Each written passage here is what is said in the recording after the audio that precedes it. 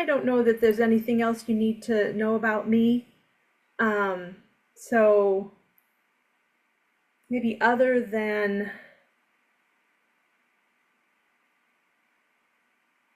the fact that um,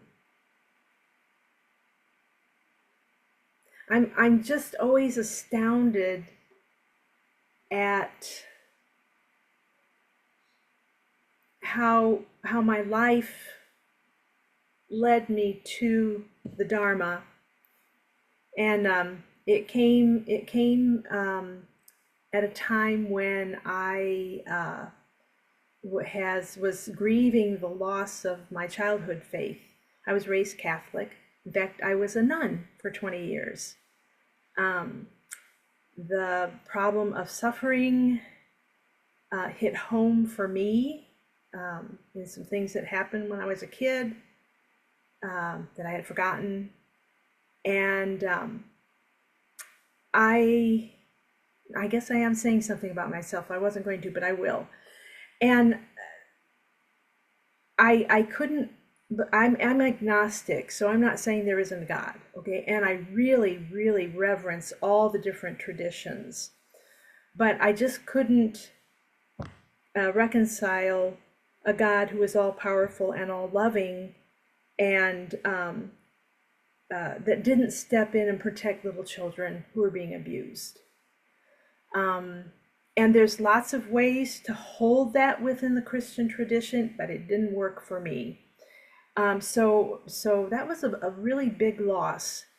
And I kind of wandered around after I left the convent, went to 12 step for a little bit.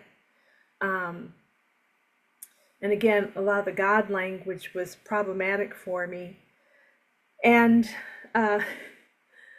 it's really strange. I just happened to go to the Missouri Zen Festival, and I'm sorry, to the Botanical Gardens Japanese Festival, and the Missouri Zen Center had a tent, and they were selling slushies and zoba noodles, and they had a pile of information about their group, and I took some papers and put them on the desk at home. They fell to the bottom of the pile, and I was finally cleaning up, and pull it out, and I thought, huh.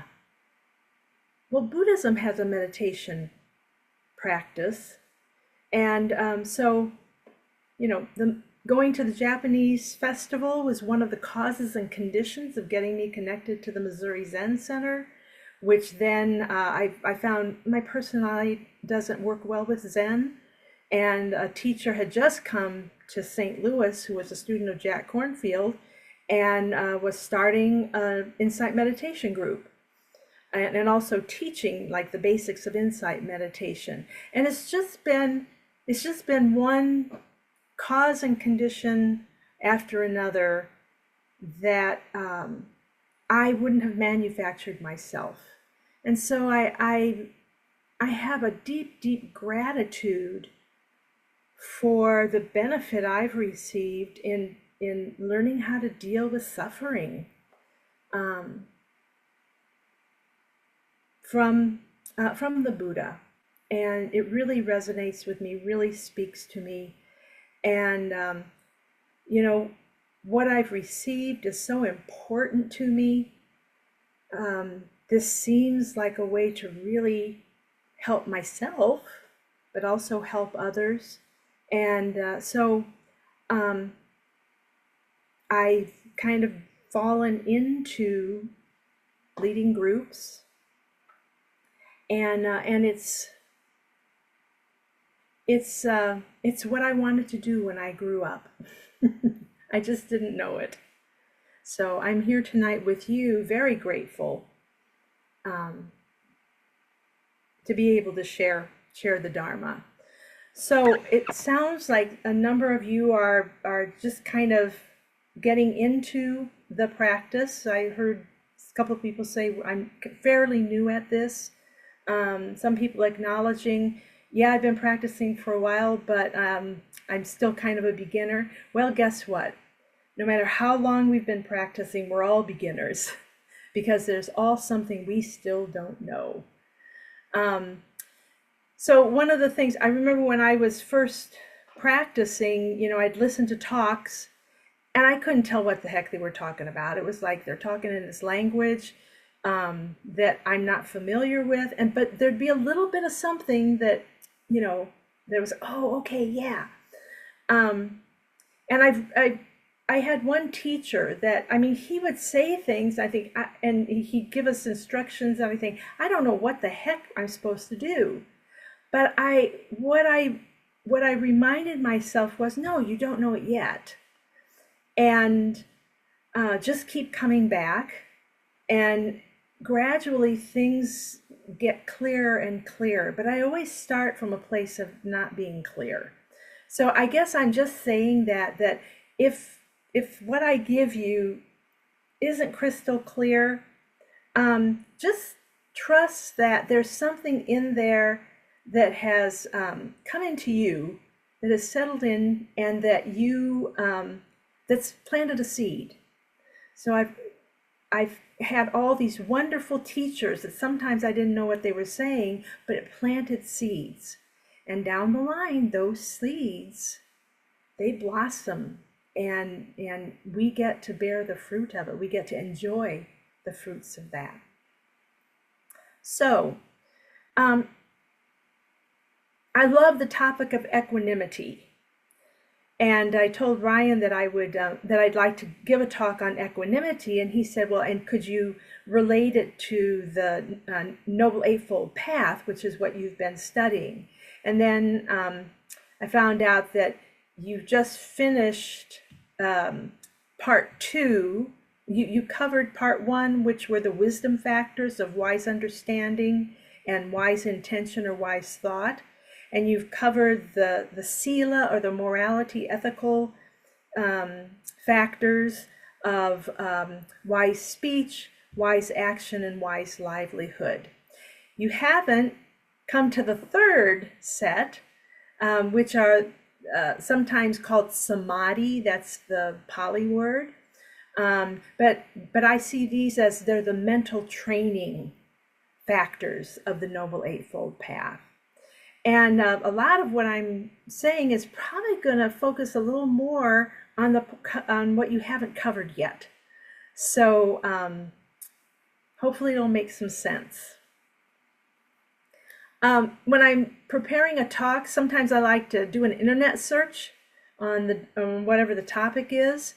And what I've noticed now is the first entry on my browser is always an AI overview. And it's kind of fun to see, what that artificial intelligence has to say. Also, always knowing that might be wrong. But some of the descriptions of equanimity that came up are things that I recognize as being part of equanimity. So, staying connected no matter what, without struggle. That's equanimity. Undisturbed presence to what is disturbing. Equanimity. Engaged fully with all parts of our life, letting go of a particular outcome. I have a friend who was taking a life coaching class, and I can't remember the context, but she said, we learned about NATO, NATO. Not attached to outcome. And if we just stop for a moment, how much of our stress, of our suffering, of our angst is because we are attached to a particular outcome? What's the antidote? Equanimity. I don't know if you're familiar with the teacher Gil Fronsdal. He's a wonderful, wonderful insight meditation teacher. I think he comes from the Zen, has a big influence from the Zen tradition. He is the leading teacher for a group out in Redwood City, California. And he notes that there are 2 Pali words that often are used to describe equanimity. And I'm not going to say the Pali words, we don't need to know that. But the first word can be translated as to look over. So it's the equanimity that arises from the power of observation. And we would call this investigation, one of the awakening factors. the ability to see without being caught by what we see. So this is referring to the ease that comes from seeing the bigger picture and seeing with understanding.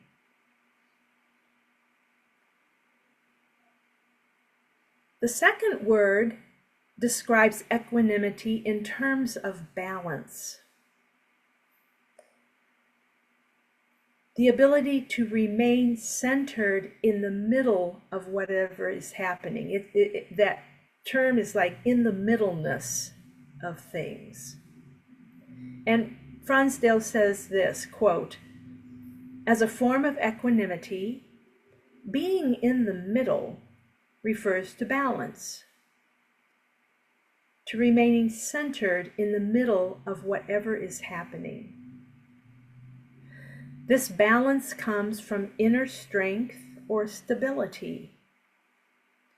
The strong presence of inner calm, well-being, confidence, vitality, or integrity can keep us upright, like a ballast keeps a ship upright in strong winds. As inner strength develops, equanimity follows."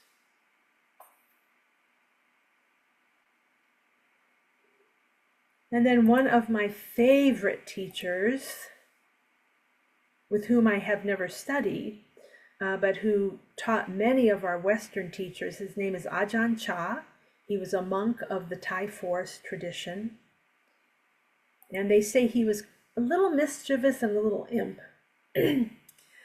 But he describes the Buddha's path to liberation as simple. And here it is. Grasp at nothing, resist nothing, let it all be. Grasp at nothing, resist nothing, let it all be. And this is reflecting the non-reactivity of equanimity that again can see the big picture instead of getting caught up in a narrow focus on grasping at what we want and resisting what we don't want. There's dukkha, there's suffering. And when there's no grasping or resisting, we have the ability to remain balanced in the middle of the constantly changing conditions of this human life. So again, if you think in terms of grasping, resisting, notice if you're grasping at something or you're resisting something, how balanced are you? That grasping, resisting, push, pull keeps us off balance and leads to actions that cause more suffering. The Buddha speaks of 8 worldly winds of change. And we could probably add to them, but we're constantly being pushed and pulled between having pleasure and trying to resist pain, having gain and loss, praise and blame, success and failure. And we don't have control. It's the kind of control that we can only have the positive side and not the negative side. The conditions of the world are going to expose us to both. And what is going to knock us off balance is the grasping or the resisting. We can actually live in a world that's constantly changing from one moment to the next. And I think in our world today, that's even more of a challenge. So, equanimity, the ability to be in the middle of things without getting knocked off balance, whether they're pleasant or unpleasant. So, how does this relate to the Noble Eightfold Path?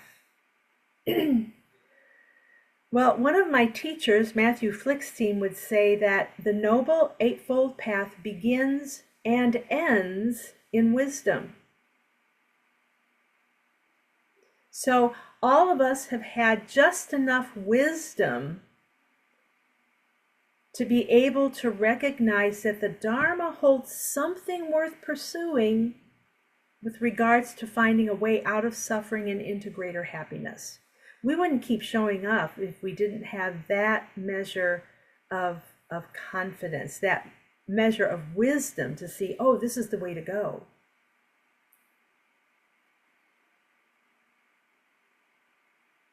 And we need to at least be open to the possibility that the root of our problems is the delusional views we hold that keep us trapped in dukkha, which is a word that can't be defined with just one English word. It's a Pali word that can't really be defined, but it's like dissatisfaction, stress, discontent, unease, suffering.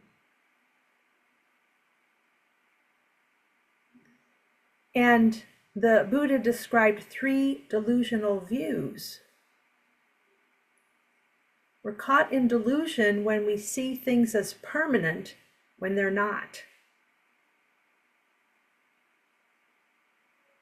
We're caught in delusion when we see things as pleasant when they're actually a source of suffering.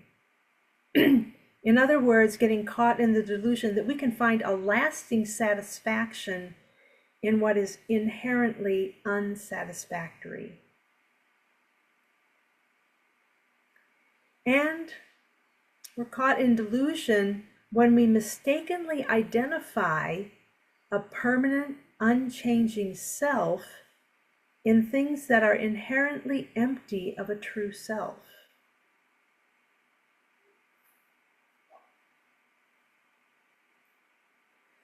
So the Buddha is referring to what are called the 3 characteristics or the 3 marks of existence. And perhaps you've covered this in the wisdom piece. If you haven't heard of this before, it's a good time to start practicing with it. So, is there anyone here? Raise your hand if you cannot see the characteristic of impermanence. Yeah. Conceptually, nobody's going to argue that really there's anything permanent that we can hold on to. Everything is constantly changing. But there's a difference between being able to acknowledge conceptually the truth of impermanence, unsatisfactoriness, and not self, and actually getting it in a way that we are relating to what is impermanent, unsatisfactory, and not self in a wise way. So we need to actually experience these 3 marks of existence so that a wise understanding of these delusional views becomes the lens through which we relate to all experience.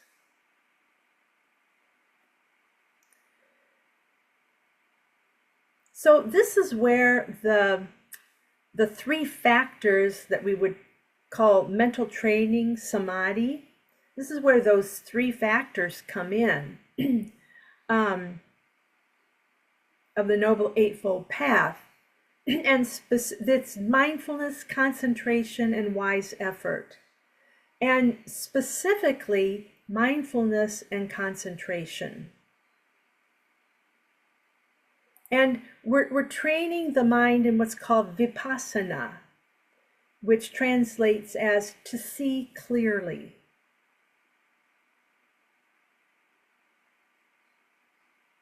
And the 2 path factors of mindfulness and concentration work together to develop the clear seeing that leads to a deeper wisdom.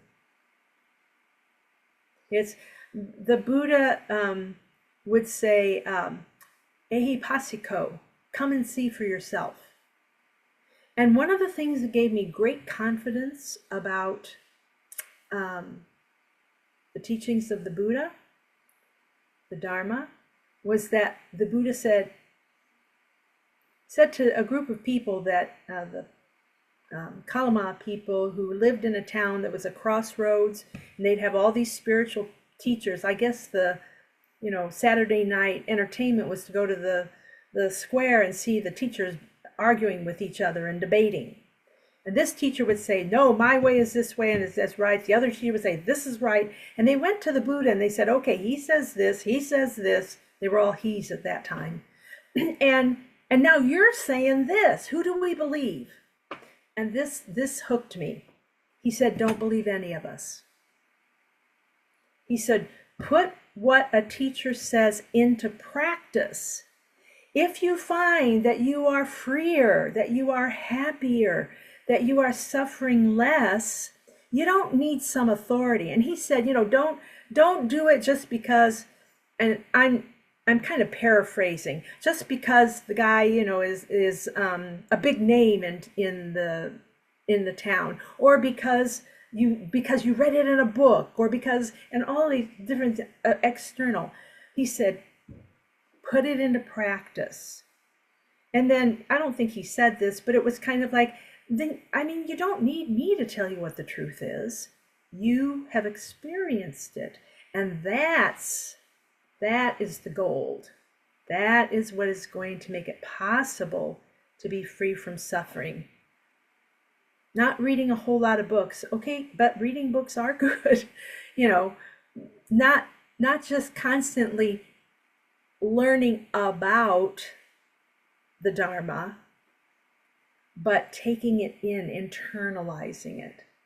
So these path factors of mindfulness and concentration working together. I like to use the example, if you want to see the rings of Saturn with clarity and detail, as they truly are, you need a telescope powerful enough to see the details, and you need a way to keep its focus steady.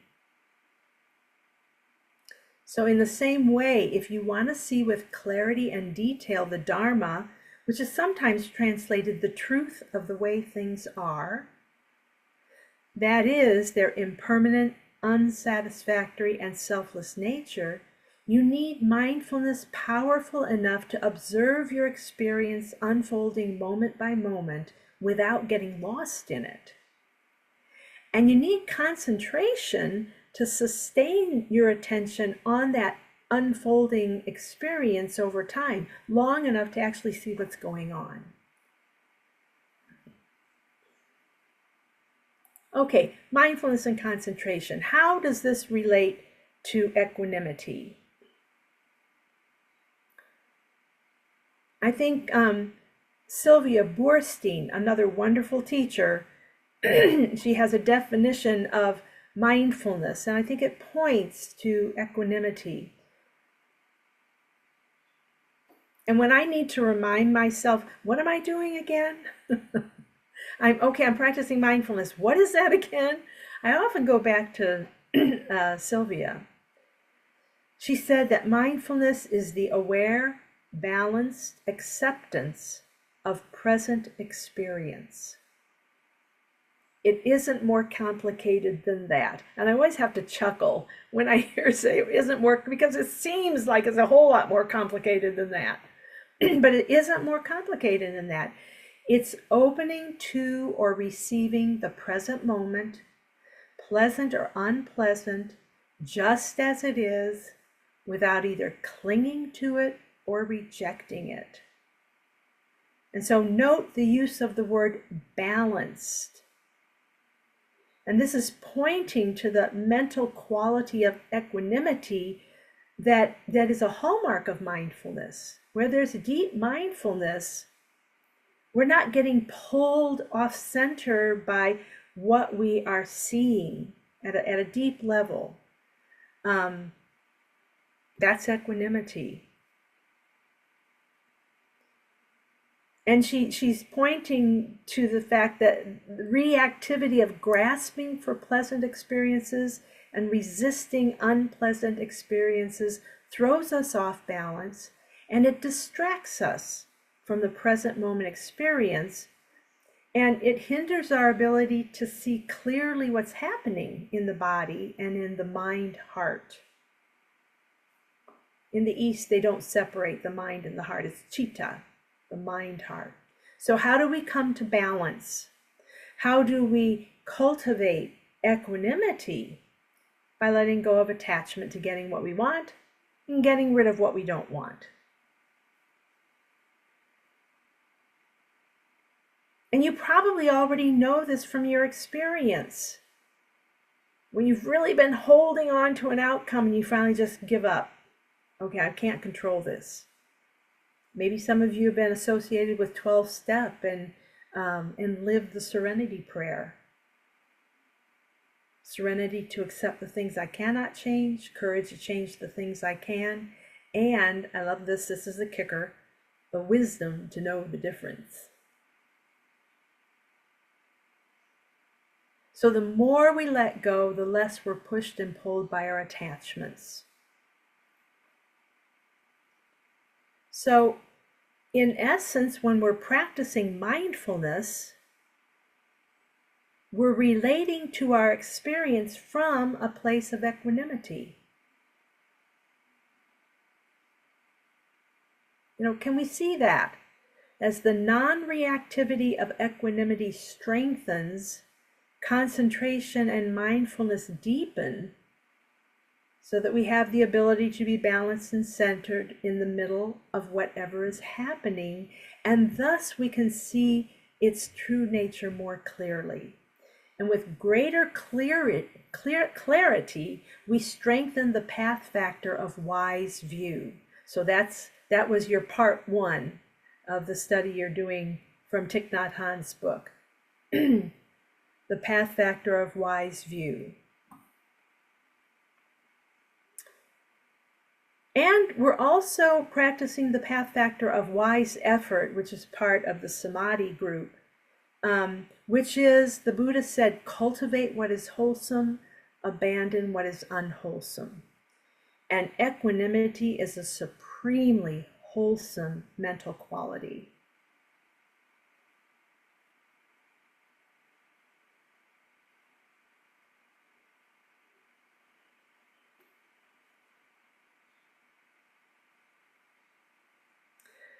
In the suttas, we find advice that was given to the Buddha's son Rahula on how to meditate in a way that cultivates equanimity.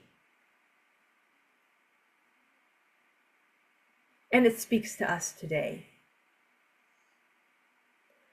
Meditate like the earth. For when you meditate like the earth, pleasant and unpleasant contacts will not occupy your mind. Ooh, can you just imagine your mind being free from wrestling with and engaging in and grasping and resisting, grasping pleasant, resisting unpleasant. Ooh, wouldn't that be beautiful? And it goes on, suppose people were to toss both clean and unclean things on the earth, like feces, urine, spit, pus, and blood. And I have to go, ugh. The earth isn't horrified, repelled, and disgusted because of this. In the same way, meditate like the earth. For when you meditate like the earth, pleasant and unpleasant contacts will not occupy your mind. And that simile is repeated with water, fire, and wind. So throwing all that yuck into the water, or throwing it up into the wind, throwing it into the fire. People can toss both clean and unclean things on these elements and they won't react with aversion. Now note the repetition, and if you had any exposure to the suttas or sutras, the teachings of the Buddha that have been written down, sometimes I have to say, sometimes I'm almost driven crazy with the repetition. I mean, it's like the same thing over and over, but just changing one word. And Joseph Goldstein had something to say about that. He said, when we find repetition in the suttas, it's not there to bore us. Well, for one thing, it was an oral tradition, and so people didn't write things down. They were memorizing, and the repetition helped with the memorizing. But Joseph Goldstein said, also, when we find repetition, the Buddha is saying, this is important, pay attention.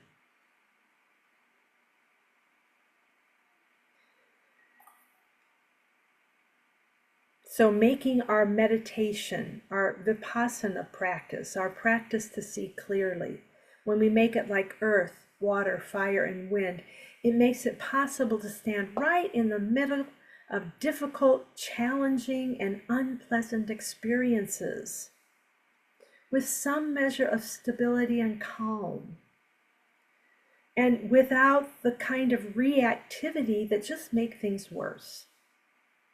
We just end up suffering more.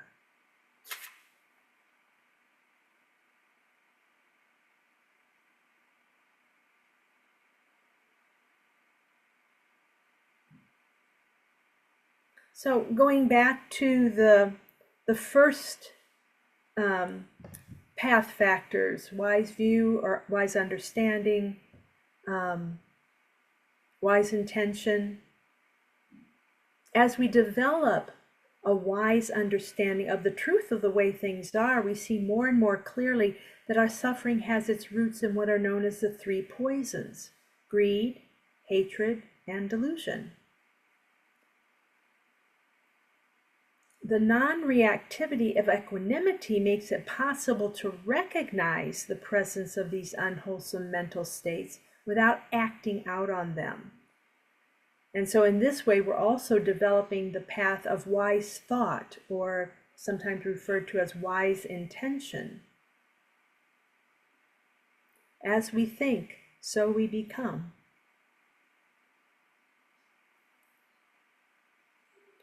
And we can consider how equanimity relates to the path factors of sila, morality or ethical conduct, and cultivating wise action, whether in physical bodily actions or word or even thoughts.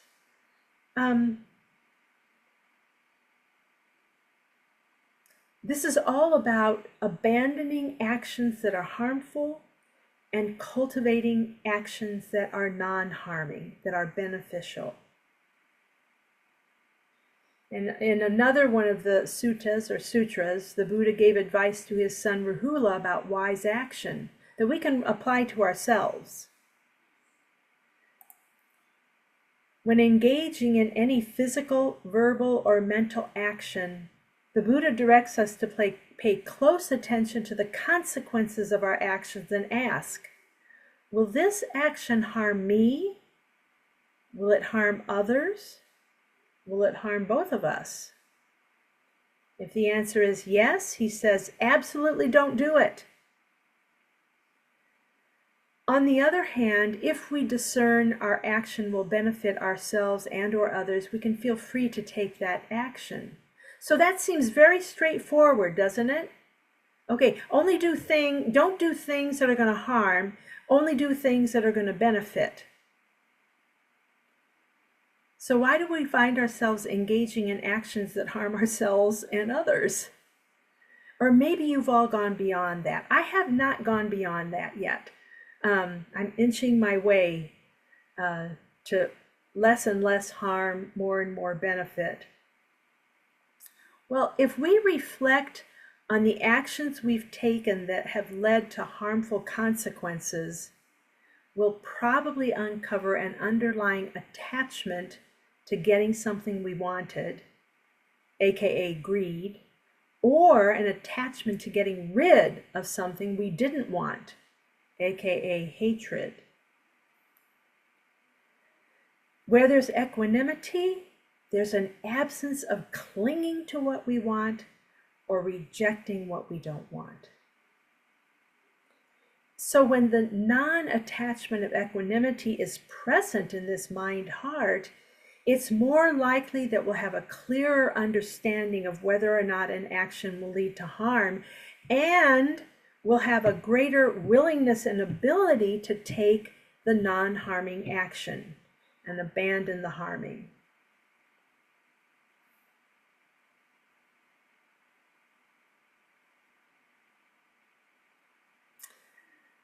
Okay, so we've been reflecting on how equanimity relates to the Noble Eightfold Path. Hopefully, there's been something in there that helps you put the two together. And let's just summarize. With regards to the path factors of samadhi, the mental training, the quality of equanimity that makes it possible to stand in the middle of our experience without reactivity aids in developing the mindfulness and concentration that makes it possible to see clearly the truth of the way things are. This clear seeing makes possible the development of the path factor of wisdom, which then informs the path factor of wise thought or intention, so that our thoughts and intentions are aligned with the wisdom that leads to the end of suffering.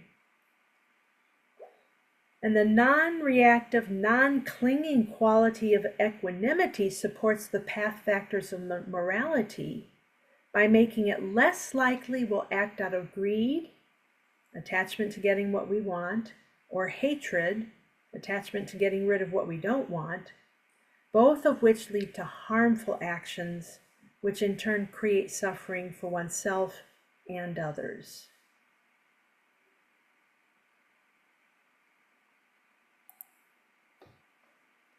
So, just taking a minute, tuning into your body, noticing the level of your energy. You might be feeling very sleepy right now, fatigued. I know at least one person in our group is actually sick and experiencing the first noble truth of illness. He's not aging though.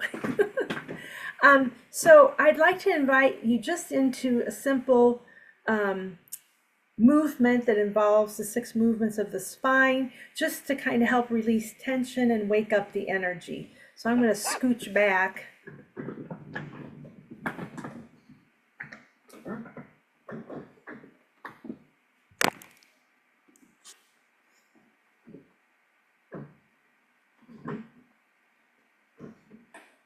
Okay. So breathing in, we sweep the arms up. Breathing out, we lace the fingers behind the head. Breathing in, we press the chest forward and arch the spine. Breathing out, we round the spine forward, let the head drop down. Breathing in, we stretch up. Breathing out, we do a side stretch. Breathing in, stretching up. Breathing out, side stretch the other way. Breathing in, we gently twist to one side, bring the hands down to that side. Breathing in, we stretch back to center. Breathing out, we twist to the other side. Breathing in, we stretch up. Breathing out, we forward fold over the thighs. And then breathing in, we roll the spine up, roll the shoulders up and back. Okay, let's do that one more time. Inhaling, arms up. Exhaling behind the head. Inhaling, arching the spine, chest out. Exhaling, rounding spine, dropping down. Inhaling, stretching up straight. Exhaling to a side stretch. Inhaling up. Exhaling to the other side. Inhaling up. Exhaling to a twist. Inhaling up. Exhaling, twisting to the other side. Inhaling up. Forward fold. Inhaling up, rolling the spine up, shoulders up and back. Okay.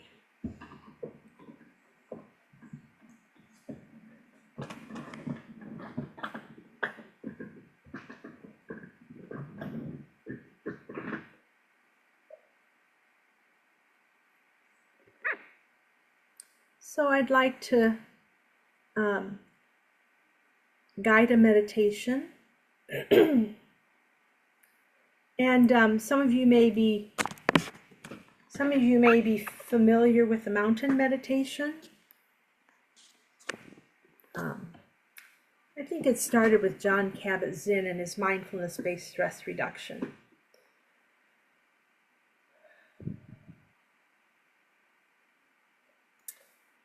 And I would like to begin with Ajahn Chah's Simple Path. The heart of the path is so simple. No need for long explanations. Give up clinging to love, and he means attachment to getting what you like. And hate, attachment to getting rid of what you don't like. Just rest with things as they are. And this wonderful teacher says, that's all I do in my own practice. Do not try to become anything. Do not make yourself into anything. Do not be a meditator. Do not become enlightened. When you sit, let it be. When you walk, let it be. Grasp at nothing, resist nothing. Just let it all be.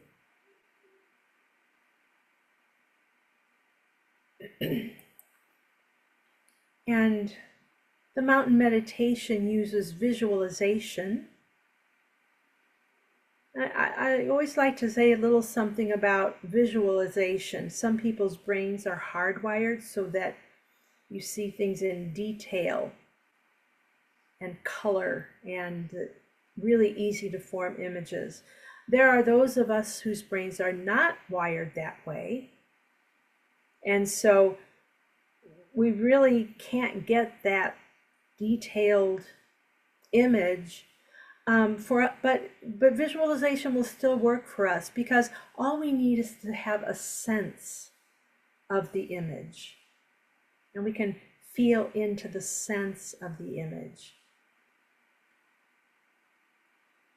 So let's begin by tuning into the body and just checking to see if any adjustment of your posture would let you sit a little more comfortably.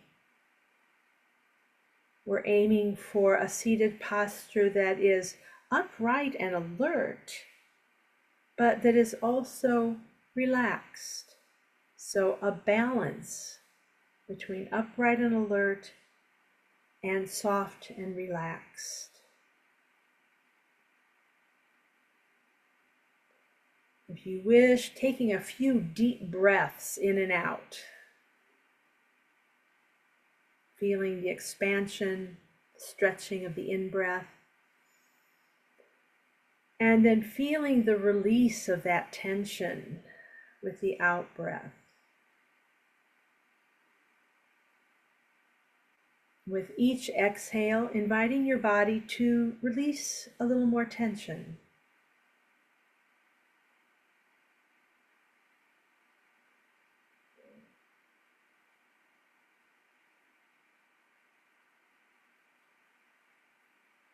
When you're ready, visualizing a mountain.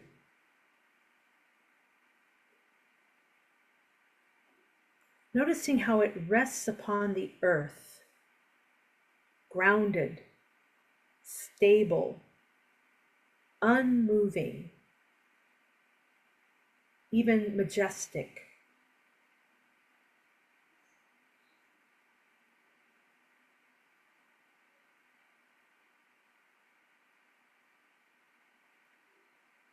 Trees, bushes, and all manner of vegetation grow on it. Streams tumble down its sides. Animals and people climb around on it. And yet, it remains grounded, stable, unmoved, amidst all the activity on its surface.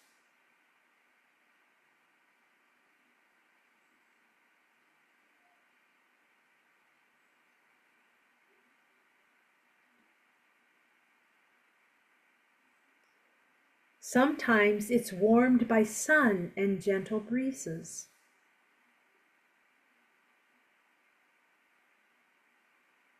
Sometimes shrouded in fog.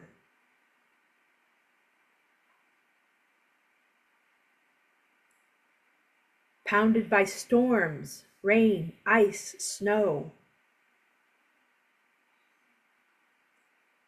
And still it remains unmoved, stable and grounded in the presence of constantly changing weather.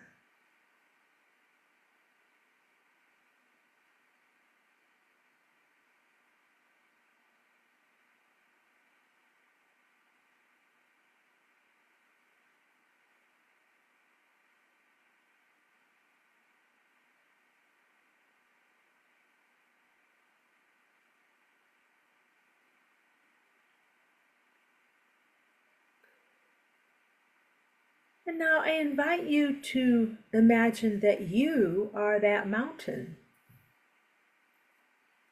resting on the earth, your head the lofty peak, your arms the slanting sides of the mountain, body and mind mountain-like, grounded, stable, unmoving. Might I say majestic?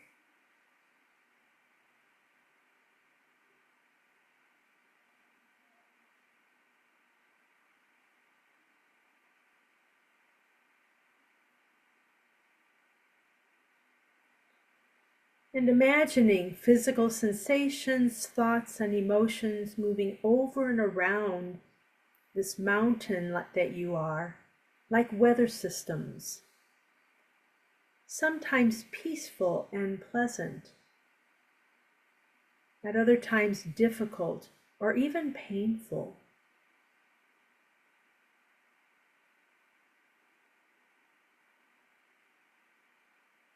Imagining remaining centered, grounded, and stable, letting go of any reactivity and maintaining a calm, peaceful presence to whatever is arising moment by moment.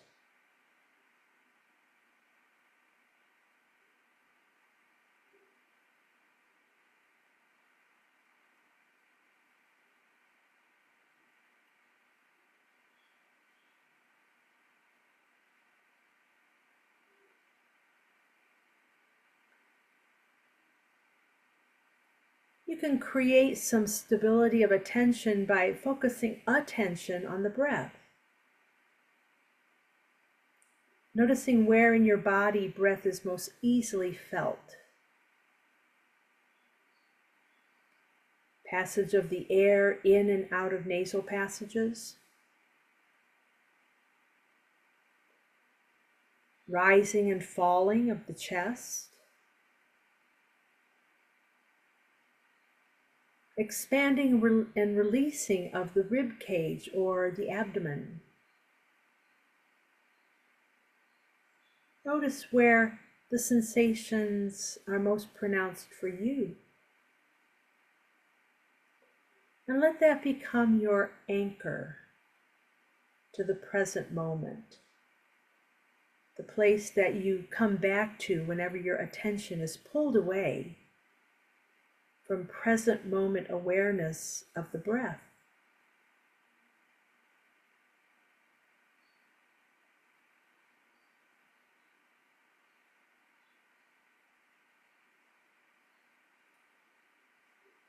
And meeting those moments when the mind has wandered gently and kindly, letting go of any judgment, impatience, or frustration with the mind's tendency to wander.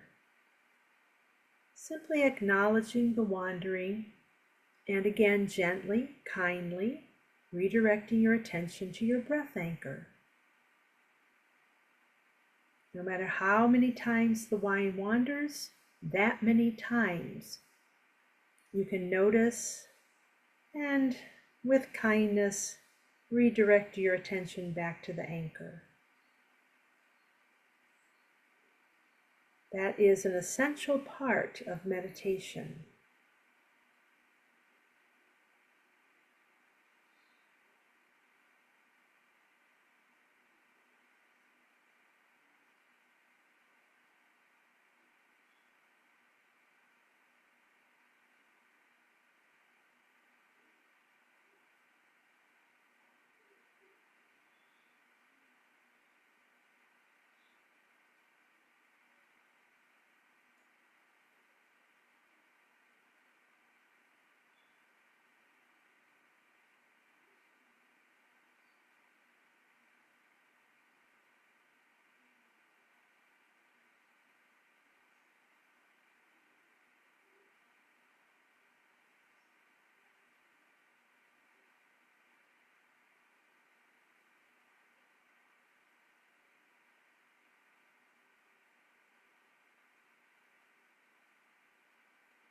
If you wish, you can expand your attention to include the whole body breathing,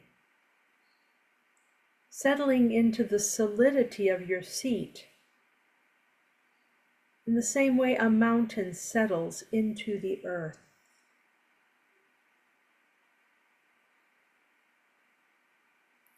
When the body breathes in, knowing it's breathing in. When the body breathes out, knowing it's breathing out.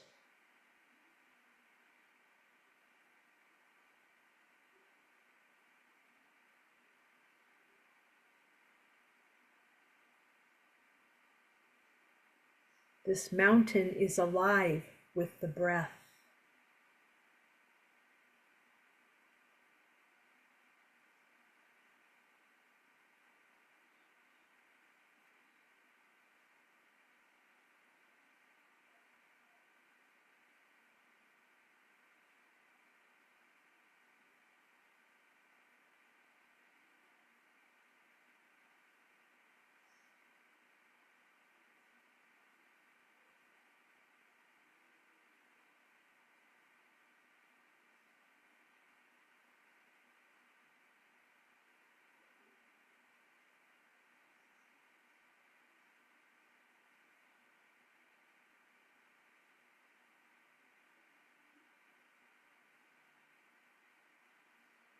And now if you have some sense of some measure of stability of body breathing, you could open awareness to physical sensations that are making themselves known throughout the body. Pressure, vibration, tingling or pulsing, coolness and warmth, constriction and expansion.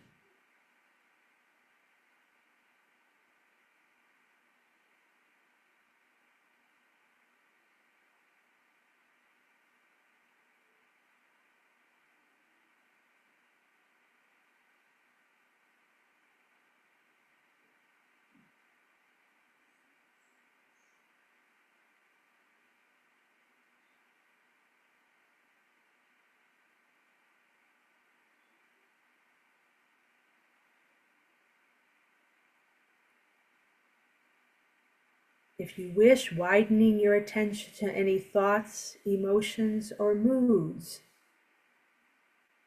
moving into and out of awareness like ever-changing weather patterns,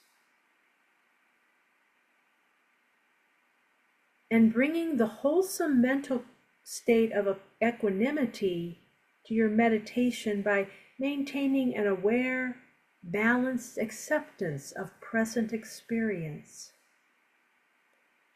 opening to or receiving the present moment, pleasant or unpleasant, just as it is, without either clinging to it or rejecting it.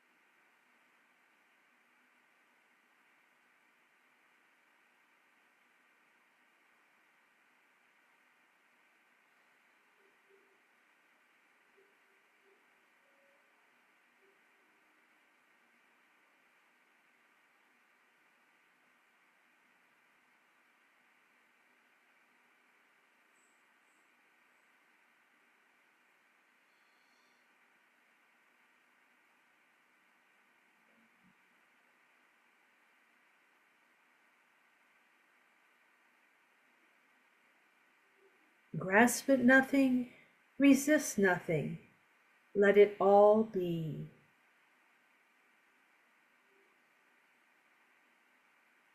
Solid, stable, unmoving, present each moment.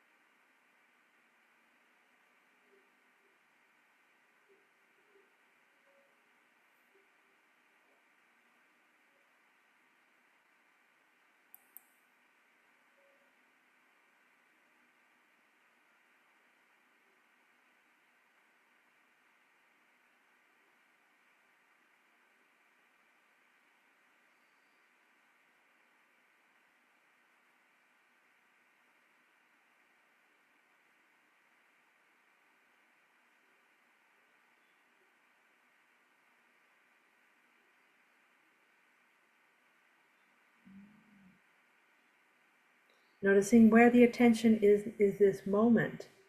And if it's wandered off,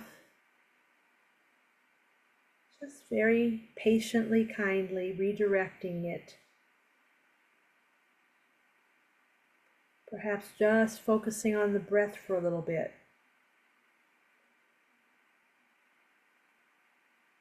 And then if you wish, expanding awareness to include body, thoughts, emotions, and moods. Opening to and receiving present experience, pleasant or unpleasant, just as it is, without clinging to it or rejecting it.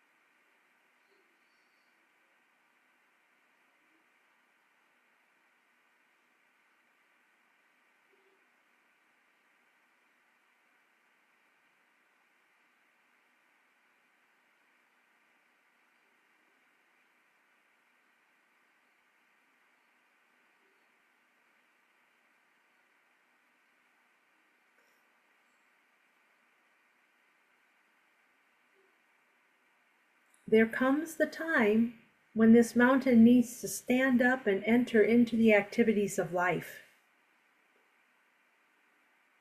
You might experiment with maintaining an internal sense of grounding and stability, even as your body is in motion.